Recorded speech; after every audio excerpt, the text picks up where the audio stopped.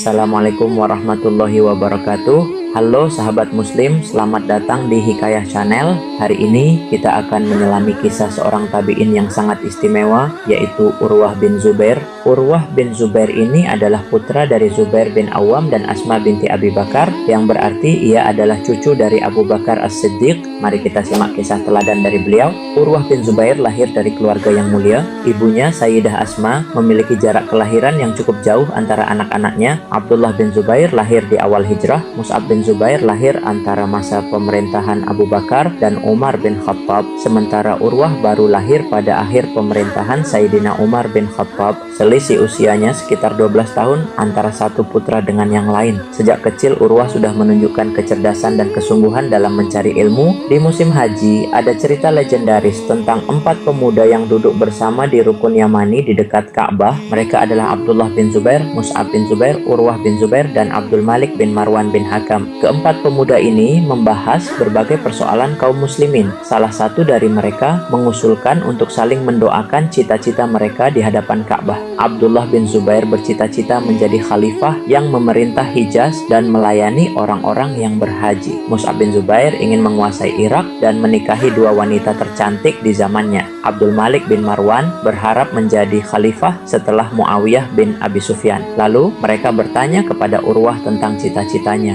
Urwah bin Zubair dengan rendah hati mengatakan bahwa ia hanya menginginkan ilmu. Ia berharap Allah memberinya ilmu yang diwariskan oleh Rasulullah SAW dan para sahabat, sehingga ia bisa menjadi tempat kaum muslimin bertanya tentang Al-Quran dan sunnah Nabi. Cita-cita yang mulia ini menunjukkan kebesaran hati dan ketekunan Urwah dalam menuntut ilmu. Allah mengabulkan doa dan cita-cita mereka. Abdullah bin Zubair menjadi khalifah. Mus'ab bin Zubair menguasai Irak dan menikahi 2 wanita tercantik di zamannya, dan Abdul Malik bin Marwan menjadi khalifah setelah Yazid bin Muawiyah. Namun nasib tragis menimpa Abdullah bin Zubair dan Mus'ab bin Zubair yang terbunuh ketika Bani Umayyah melakukan konsolidasi kekuasaan. Hajjaj bin Yusuf, seorang panglima Bani Umayyah yang terkenal keras, memerintahkan pembunuhan tersebut. Di tengah tragedi yang menimpa keluarganya, Urwah tetap fokus pada ilmu. Ia menjadi salah satu dari 7 fuqaha Madinah bersama Al-Qasim bin Muhammad bin Abu Bakar, Salim bin Abdullah bin Umar, Zainul Abidin bin Husain bin Ali, Sa'id bin Al-Musayyib, dan Khurajah bin Zaid bin Thabit.